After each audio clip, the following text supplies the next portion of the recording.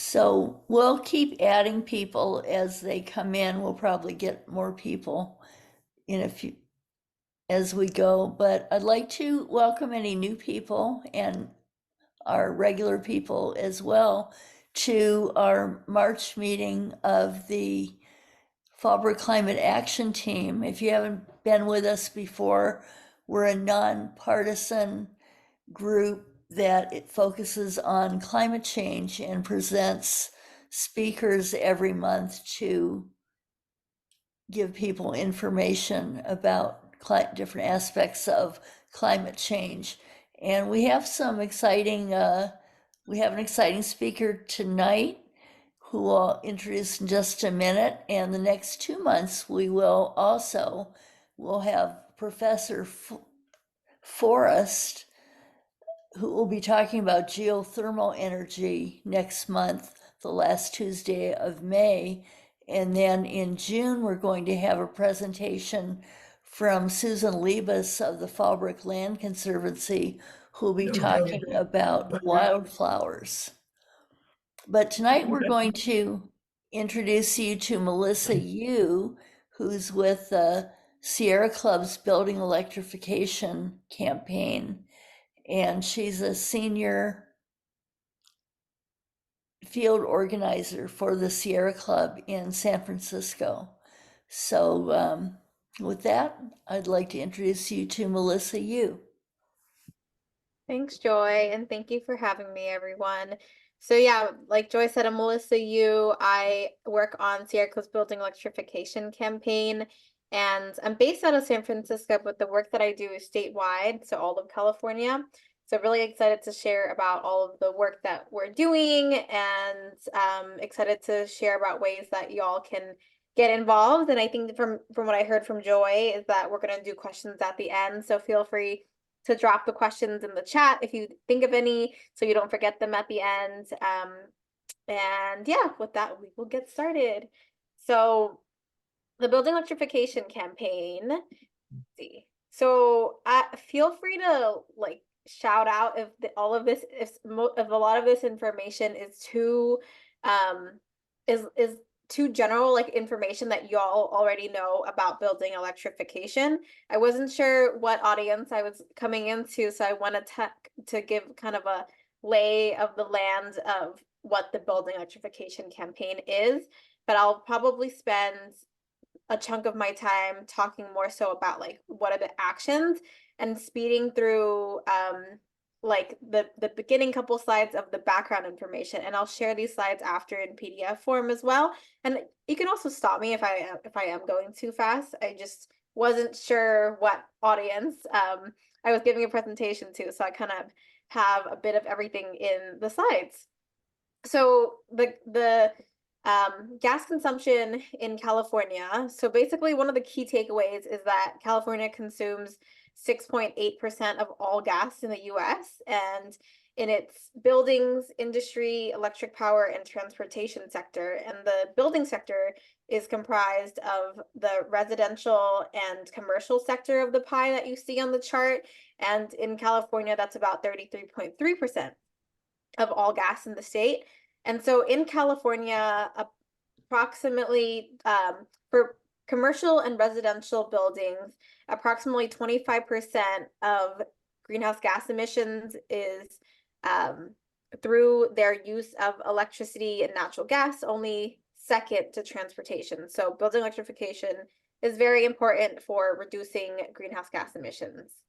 So in Excuse California, me, Melissa, when you say gas, do you mean gasoline like we put in our cars, or natural gas that's piped into our house? Or yeah, exactly. It's natural gas. It's nothing natural about it at all. That's why we have carbon monoxide detectors in our homes, because there are many health consequences to this gas that we're inhaling. So I'll talk about some more of that, like the dangers around gas as well. And just to keep the presentation moving, please drop your questions into the chat, but that was a great clarifying question. So for and thank you for reminding me to like kind of where to start in terms of giving the lay of the land of what I should what I should emphasize and make more clear. So gas customers in California, and we're talking about fossil fuel gas that runs through in our homes to power our appliances. The residential sector in California includes 13 million homes, and 55% of that use gas for space heating, and 75% of that use gas for water heating. And so recently, the gas industry has continued to expand in the state and have been connecting more homes and buildings to the gas system. And given that in every building that we build today, there will be like a 50 to an approximately 100-year lifespan. Like, we want to stop locking in all of these carbon emissions for decades. So we really want to put a halt to this, stop a change, not have a, what's the term that I'm looking for? Like, not stick with the status quo, not stick with business as usual. We want to be able to eliminate fossil fuel entirely from our buildings. And we can do this by building new all-electric buildings and highly efficient homes, while simultaneously also retrofitting our homes. And in 2021, there was actually 11 million, almost 12 million gas building customers in the state, and that was an increase from 6% from 2011. So in terms of pollution impacts from California buildings, in terms of the natural gas that is that goes into our homes and powers our appliances, the burning of these fuels in our building sector in California actually produces 81 million metric tons of carbon dioxide. And that is equivalent to annual emissions of 17,484 960 cars. So like so buildings follow really close after our transportation sector in terms of like the amount of greenhouse gas that is released.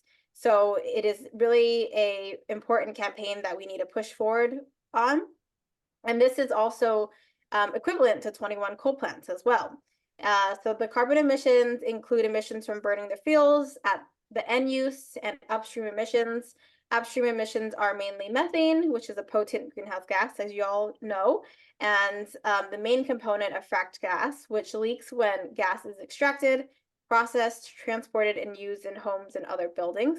So I'm going to show you kind of like the life cycle of the production to gas transport and then end uses that power our homes and buildings. There are many leaks that happen throughout the distribution of the equipment, and it's very common nationwide, with more than there's like 2.3%, I think it was the number, for gas leaking from extraction to the gas meter, and then there's another 0.5% that is found to be leaking in homes. It may sound small, but like methane is a really powerful greenhouse gas, and that 3% leakage doubles the climate impacts from natural gas combustion over a 20-year horizon. So all of these really incremental compounding impacts from all of this pollution. So why are we talking about building electrification in California? So for one, climate. The energy used in buildings is the largest source of climate pollution in the world.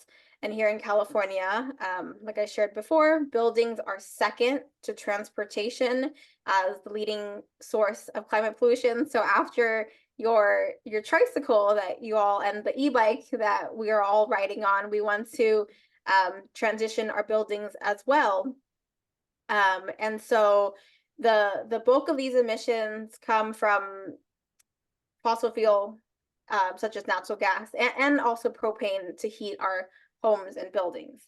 The second reason why we want to electrify our buildings is for public health reasons.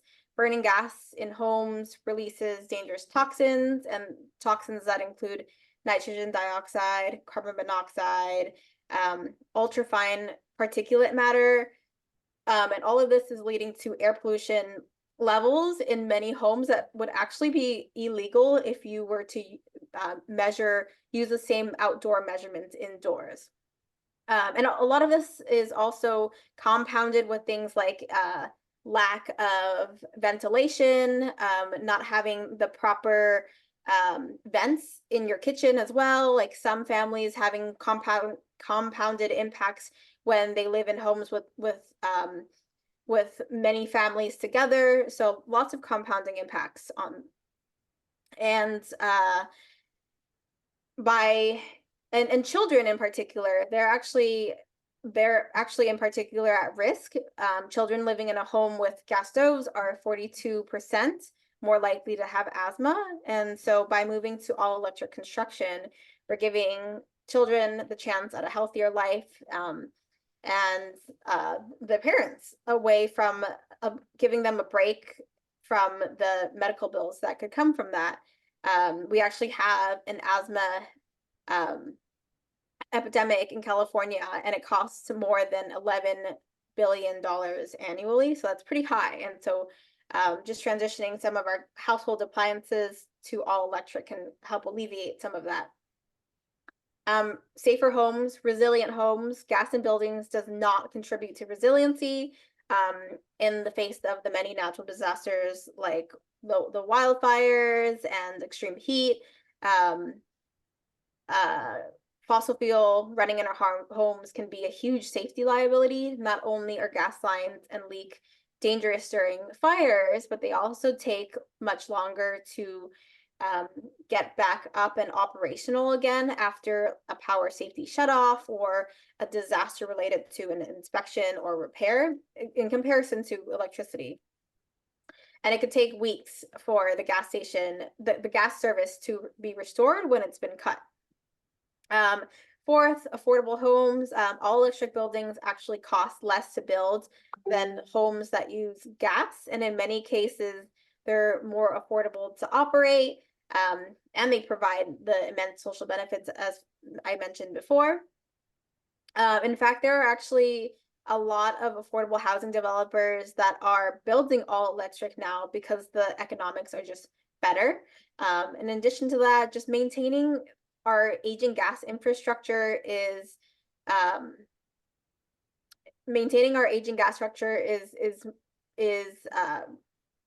important, because that is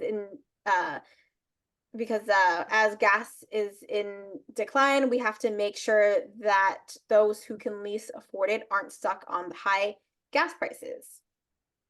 Green jobs, local jobs. There are many studies that show that electrification and the retrofitting of homes in California can lead up to about 14 million.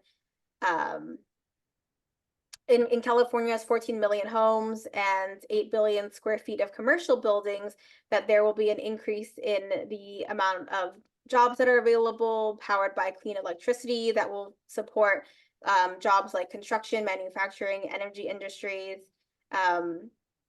And so that is all really important as we transition away from reducing employment in the gas industry. And finally, all in all, more comfortable homes using efficient electric appliances powered by our state's renewable energy grid will be able to improve public health and eliminate a lot of indoor air pollution. So Sierra Club, what are our goals? So by 2045, we want to have a zero carbon building sector.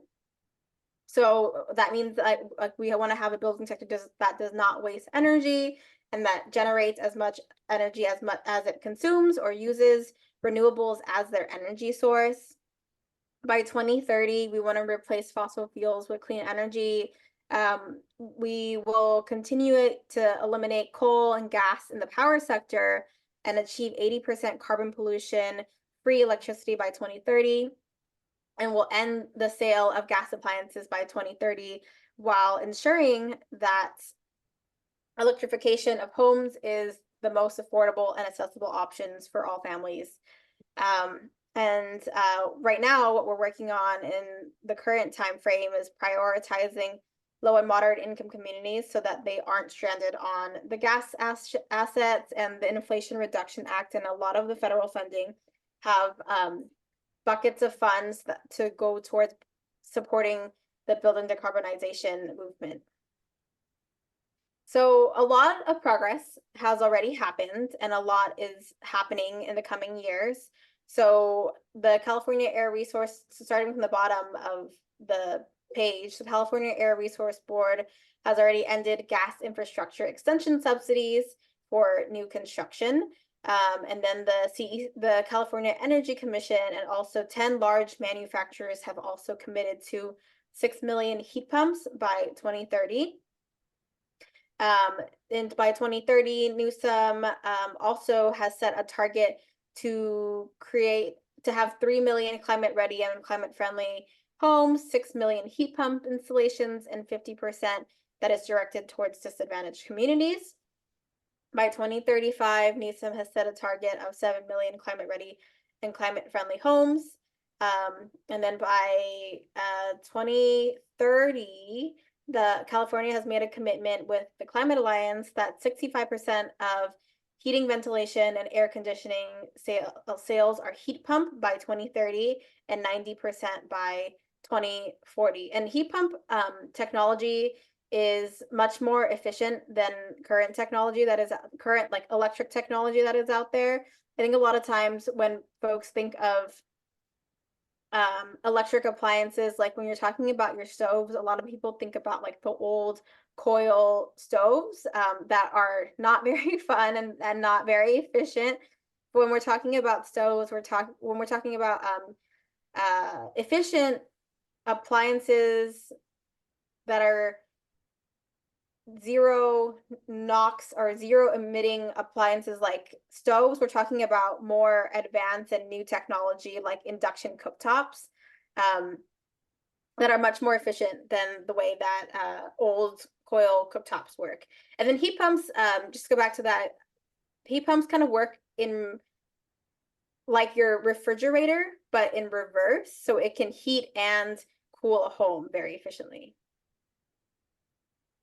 And then, so what are we going to do? The theory of change. So in order for us to end the sale of gas appliances and ensure that low-income homes electrify first, we have to stop the expansion of the gas system, win on the economics, make electrification affordable, invest in low-income homes, win the health and climate standards for appliances and buildings, and then remove the gas industry social license.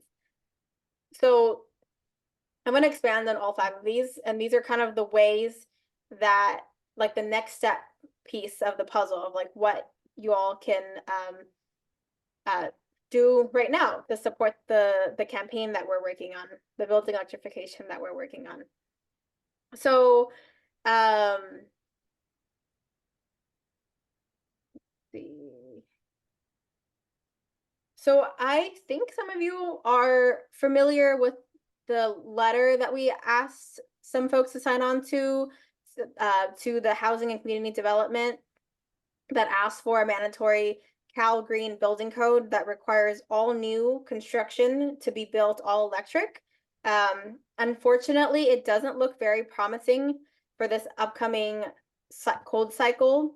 So it'll likely be a voluntary code. We are pushing for it to be mandatory for all new construction to be built all electric.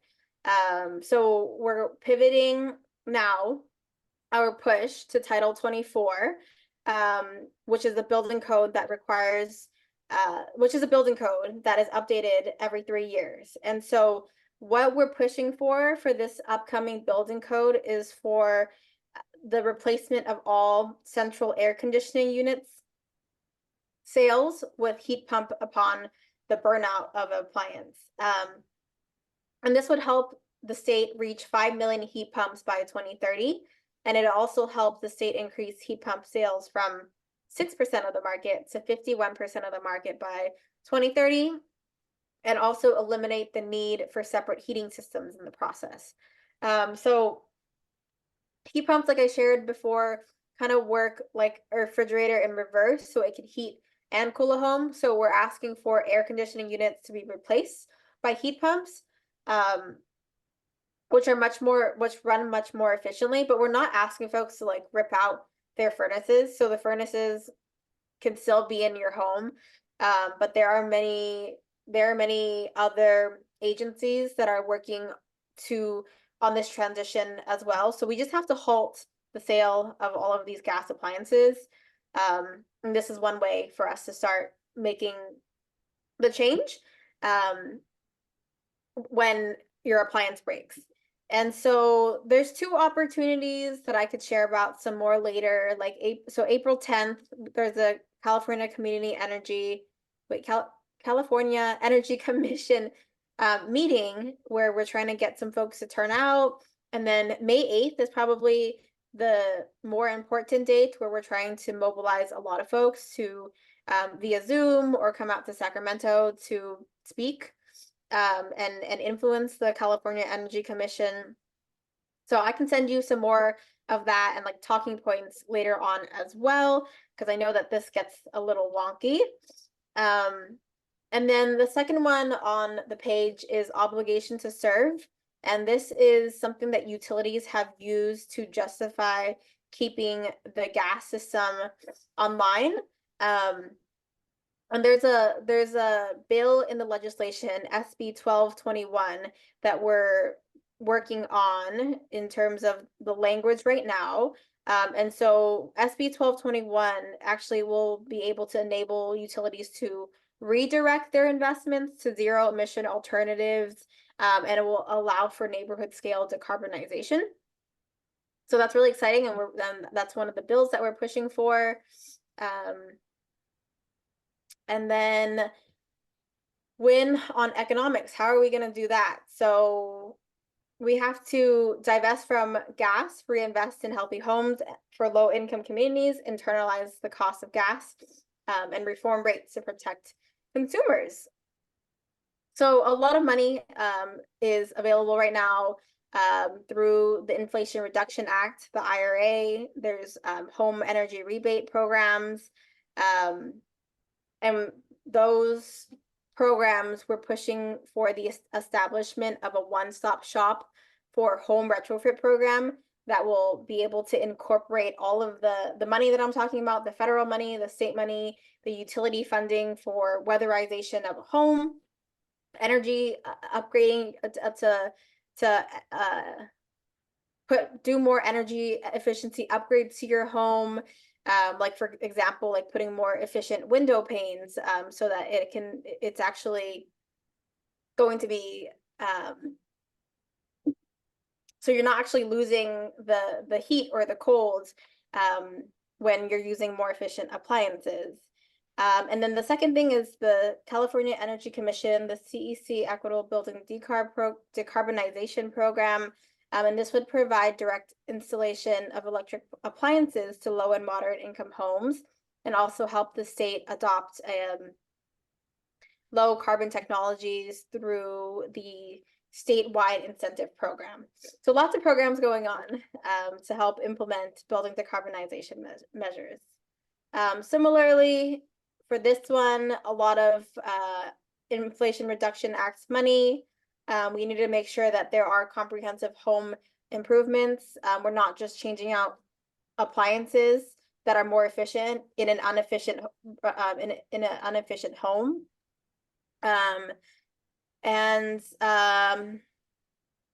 Let's see. Yeah, and so next we have to win new health and climate standards for buildings. We are trying to push for zero NOx standards for space and water heating at the South Coast Air Quality Management District. And then also the Bay Area Air Quality Management District has already passed zero emitting regulations. So we have to work with them to make sure that there's an equitable implementation plan that ensures that there's not going to be like rent hikes. There's going to be no landlord to tenant pass through of the cost, and then also strong labor language and labor standards. In addition, CARB, the California Air Resource Board, is also working on a zero emission space and water heating standard. Okay, I think I'm on my last slide. So finally, we have to also remove social license of gas industry. The gas industry has been greenwashing us for decades. Like the term natural gas, there's really nothing natural about natural gas. So we really have to reband gas as dirty, costly, dangerous, and not fitting with their climate goals, and simultaneously elevate how electrification is going to be the solution. So we have to really flip the narrative on that the fossil industry is selling, and expose how gas is a huge driver of greenhouse gas emissions and really a threat to our health and safety, and really not reliable and more costly to build. So now is the time that we have to accelerate the pace and scale of electrification to provide healthy, affordable places to live and for all of us to work. And that is the last of my slides. I'm gonna stop sharing. Thanks, Melissa. We have a lot of questions in the chat. Should we just go to the individual people and ask them to ask their questions? Yeah, that sounds good to me. Okay. Stop share. Mike, you had a question to, how about ask your first question about methane? You're muted, Mike. Unmute yourself. Okay. Yeah, thanks for all the information. Melissa, I wonder if we could get your notes. I couldn't write down all of the good information there, impressive percentages and so on and so forth. But my question is, I think right at the very beginning, why don't you just state the fact that we're really talking about CH4, which that molecule is called methane. And sadly, it is natural. And it's terrifying because we have enormous amounts of methane underneath our permafrost. And if that melting gets to going too fast, we will destabilize the climate, because that methane is a very powerful greenhouse gas if it leaks. But it is methane. They trained us to call it natural gas, which you're right, that sounds very nice. It's methane. It's horrible when it leaks. It's even worse than the CO2. Anyway, that's my question. Have you ever thought about just calling it methane? Make it clear that it is methane at the very beginning. Thanks. Okay. Yeah, that's a good point. I can go back and chat with folks about it, but I feel like it's not only methane as well. There's a lot of other pollutants involved. So just wanting to make it clear that there are multiple pollutants and not just methane. And natural gas is over 99% CH4, just like our water is 99%, over 99% H2O. And that molecule H2O is called water. It's not natural liquid, it's water. And methane, it's 99%. You know, what we use to fry our eggs is over 99% methane, CH4. So yeah, well, thank you for sharing that.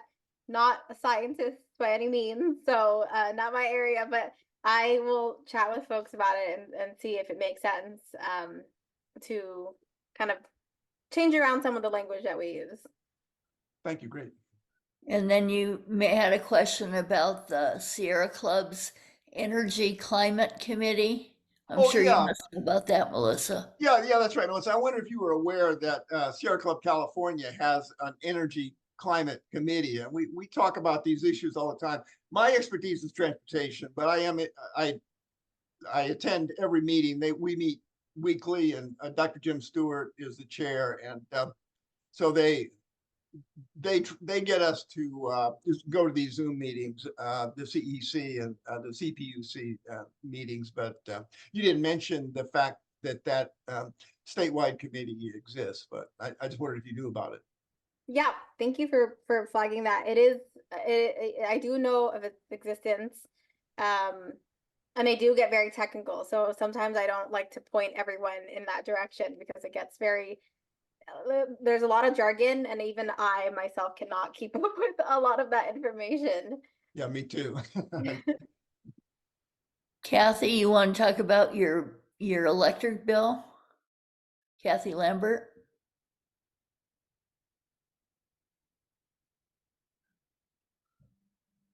Where is she? She's there, she's muted. Oh, Kathy, you're muted. It continues to climb and we're on a fixed income. And I'm wondering why people are saying that the electric is cheaper than gas. We don't have a comparison, unfortunately, because we're all electric. But I looked up the supposed supposed rebates that are available, and I posted a little thing in case any people were dreaming. It's not for San Diego County, it's for other places, but not us. Definitely not cheap. Like, unfortunately, that is very much true. That electricity rates are very high, and that is why we are working on this campaign simultaneously with rate reform proceedings, so that we can make it much more affordable. And like, as we are doing this, as we are seeing more and more homes be powered by heat pumps, we also want to make sure that there are folks that aren't going to be stranded on the gas asset later on, as more and more people make this transition, and as more of the state agencies are pushing for these different initiatives. And when you're talking about the older, like, I can also send around a website that shares all of the rebates. I'm not sure which website you were looking at, but I could also share some resources that I have. And when we're talking about like older electric appliances that may not be as efficient, like there are opportunities to upgrade those older electric appliances to help to reduce your monthly bills as well. So yeah, but Yeah, that's a I great would point. be, That's I a would be valid- interested in anything available in San Diego County, but the last one, which I pulled that site from something you posted, it doesn't apply to us. I will share something around after when I share my PowerPoint slide. But thank Thank you you. for raising that. I understand that is a very valid concern. Sounds like maybe Kathy might benefit from the retrofit. Talk about retrofitting older homes with weatherization upgrades also.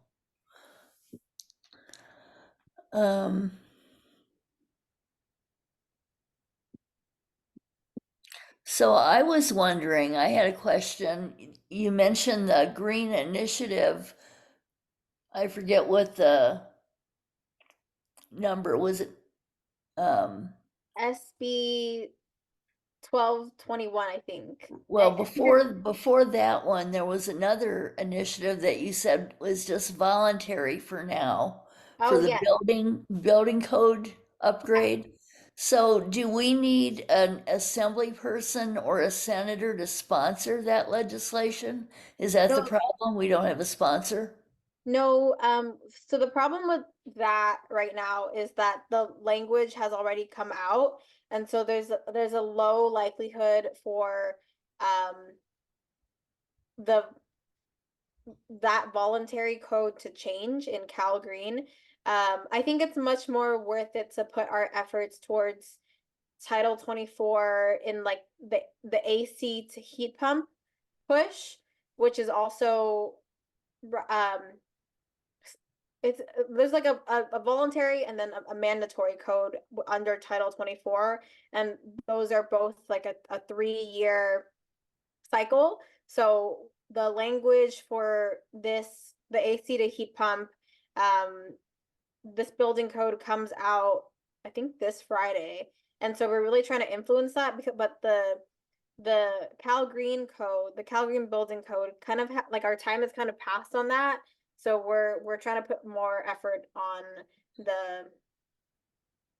the California Heat Energy pump. Commission. Yeah, exactly. AC to heat pump effort. Mhm. Okay. So you're going to give us some information Yeah, it'd be great if later. y'all can turn out and join us on Zoom to make public comment. So I will keep you updated on that once I have that material. We're still putting it together because, like as Kathy mentioned, like the cost piece is really important. So we do have we're working with partner organizations that are putting together like a cost comparison and like just the cost analysis of how this will look for air conditioning to heat pumps, because we're not asking people to take out their air conditioners when they're not broken. We're just asking upon burnout for them to switch it to heat pump technology, which will allow for both heating and cooling of a home, which will be good because it is much more efficient than the regular just air conditioning system. Yeah, that's what we have, and it's pretty efficient. And then Mike was also wanting to push the fact that induction cooktops, electric induction cooktops, can boil water much faster than methane cooktops. And I can attest to that. I use that on a daily basis. Yeah, much safer too, and Right. easy to clean. Right, I really like that, yeah. It's Cynthia, much easier to clean up. I mean, yeah, it's just like stainless steel. You just wipe it down and none of that horrible, all those pieces with the methane cooktops. If you spill something, you can spend hours trying to get it clean. yeah, and the pilot lights go off all the time, the pilot lights get dirty on the methane, yeah, I know, got sick of that. Cynthia was asking about subsidies. You want to ask your question, Cynthia? Well, I think you just did. I was wondering if Oh. there were currently any subsidies for switching to a heat pump.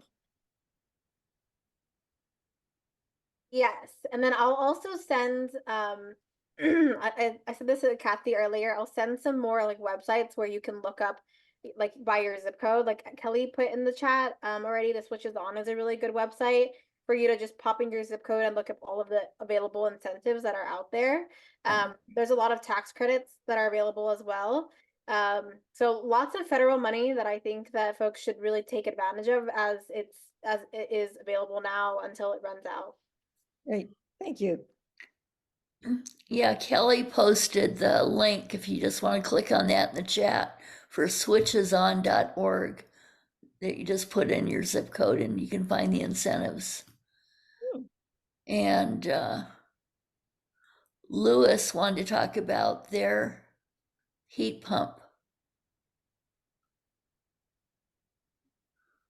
Lewis, did you want to talk about that?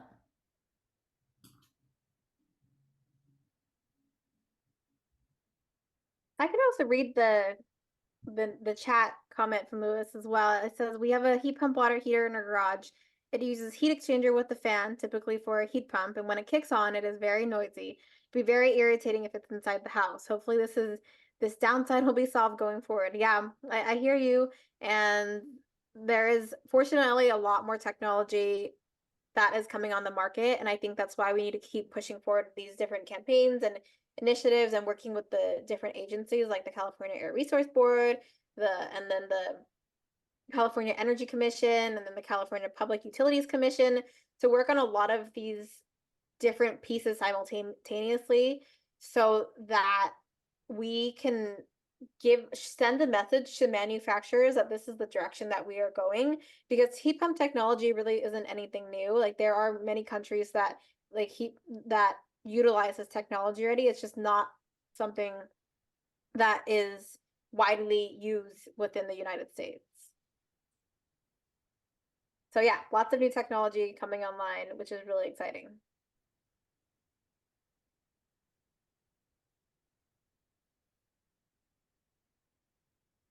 Okay. I think that's about it for the question. Mike wanted to know if zero NOx means zero methane. What exactly does that acronym mean, NOx? Nitrous oxide. I can't speak to the methane piece. It's not really not my area that I'm very familiar with. So I'll look into that and see if it makes sense to say methane. But I feel like even saying nitrous oxide, saying carbon emissions, saying methane is very confusing for like the regular like for me myself. And so sometimes I just like to say like zero emission technology. And that just basically means all electric technology instead of gas appliances. Okay, That's thanks. what I meant, Melissa, was does zero NOx equate practically to zero natural gas? I'll call it natural gas. Yeah. Exactly. It does. Yes. Okay, that's good information. Thank you.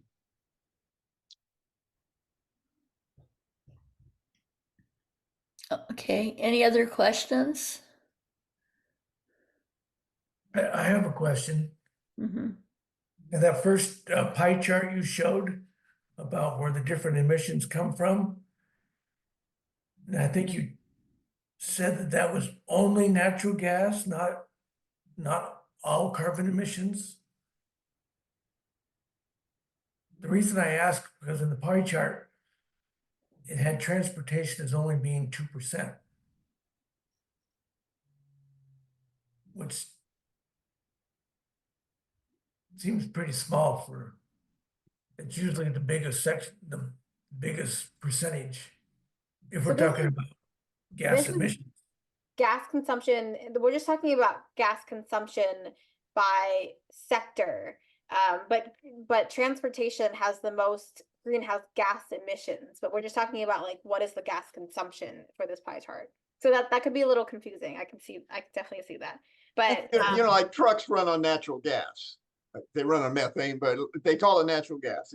Trucks run on natural gas. So that's what that's talking about. So Oh, it's okay, small. that answers my question. yeah, Thank you. Mhm. that's a good question.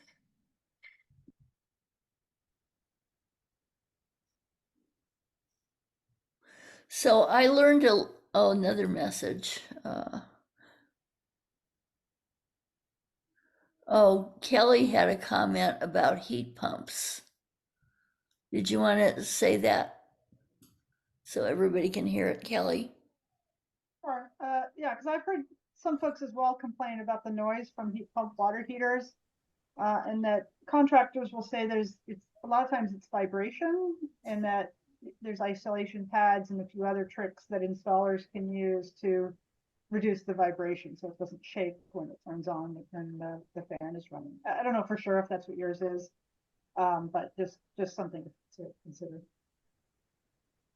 Yeah, but it is a fan that's running. I mean, you're going to hear the fan. Okay. Thank you. And then Harriet says that her heat pump water heater isn't noisy at all. So,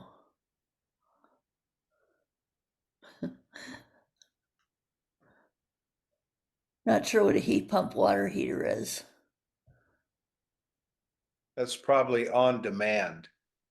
Oh, okay. An on-demand water heater. Yeah. I Yeah, think if Oh. you buy an electric water heater these days, it will be a heat pump and it will have a fan and it will make noise. Mine is sort of annoying actually when I'm in that part of the garage. I hear it. A heat pump water heater uses about a 1/10 of the electricity as a regular water heater, and Of the energy. it doesn't use a coil a system like the old water heaters. It uses a heat pump. Mine looks like a Dalek. It's got an extra foot on the top of it, and it's got a little kind of protrusions. It looks like a sort of a weird thing from outer space, but it's and it can run in two different modes. One is heat pump only, and then one is electric only. And in electric only mode, it uses as much electricity as a normal water heater. But when it's in heat pump only mode, it uses about 1/10 as much energy, but it doesn't recharge as fast.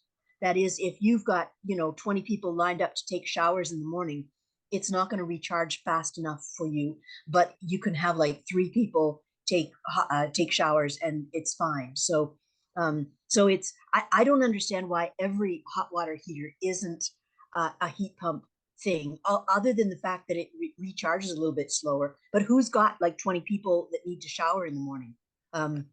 Really, I mean, it can do 2 or 3 showers and a load of laundry just fine without running out of water. So, but it's wonderful. I mean, really, it's uses hardly any power. The only thing also is that it cannot be in a closet because it needs the ventilation and the fan to run.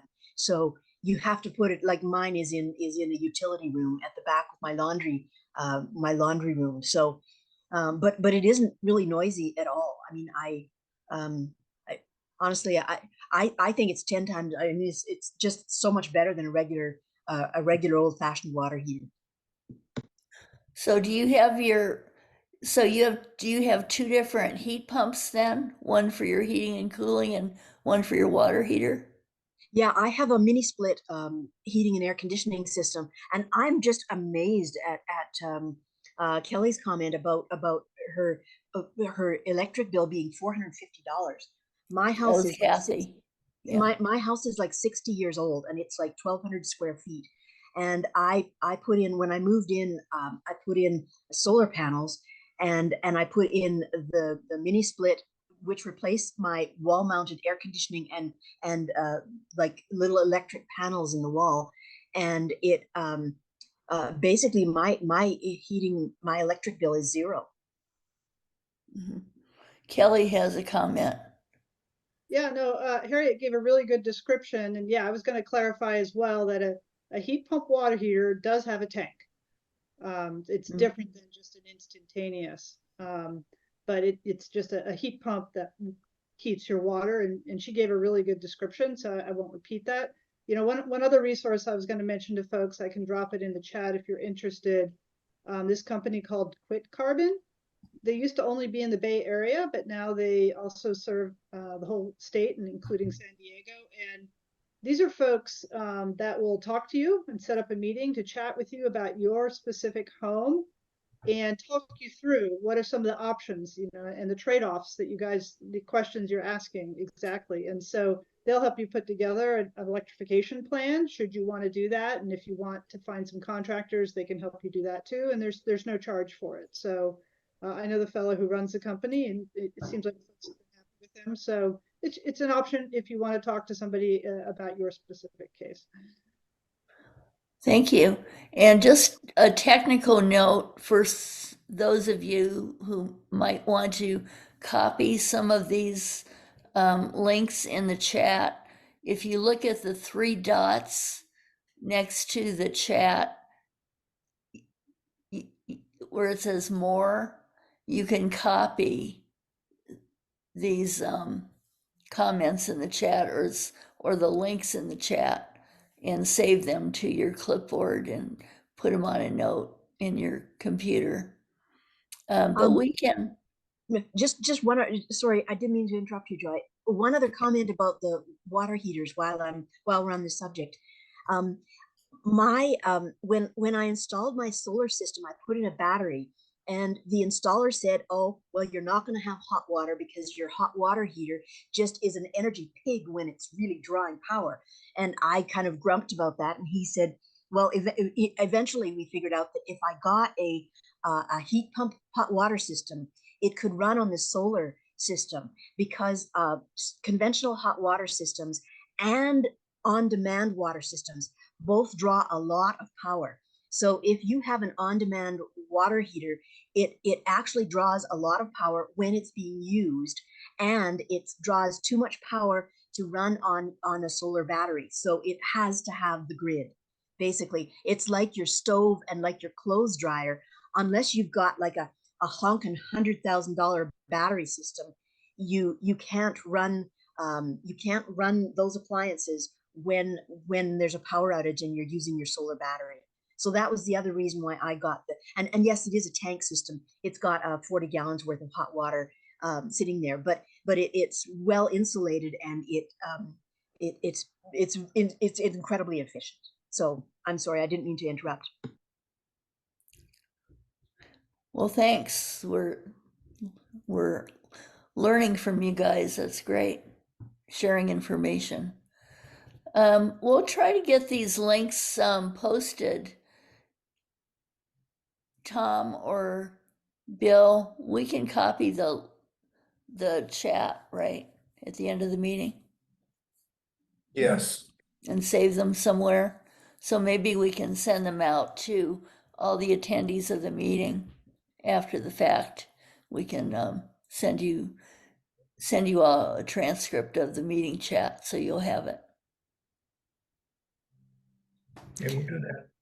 So if nobody has any other questions, then I guess we're done. Oh, Mike, one more Yeah, I have question. a quick question. Melissa, it seems to me like I was on an Energy Climate Committee meeting and someone said something which was quite interesting.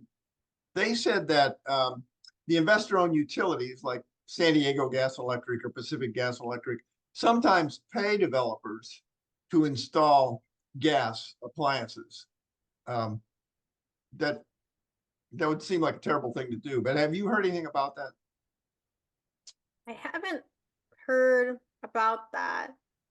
I guess I wouldn't find that too surprising because I feel like gas appliances, specifically like gas cooktops, are still the more favorable appliance in the market. So I wouldn't find that surprising, but like but on the flip side, for affordable housing, we've heard that developers are building all electric because it is more cost effective. So yeah, I don't really find that too surprising to have heard about. And that's why we also have to change the gas narrative Mm. and push back on the fossil fuel industry. Because it's not like we can't get there, and it's not like the technology is not available. It's just a little different. I think like Kelly and Harriet really pointed out, like it can be done, and there are households that already do that, but it's just kind of changing the way that we are operating. Yeah, it would certainly be unethical if the gas companies or the investor-owned utility companies paid developers to install gas. It seems like it'd be unethical and should be illegal also. Right. Okay, so more work for us down the road. Thanks to everyone for coming, and we'll get those chat notes out to you and let you know when our video is ready, but give us a week or so on that probably. Okay, good night, everybody.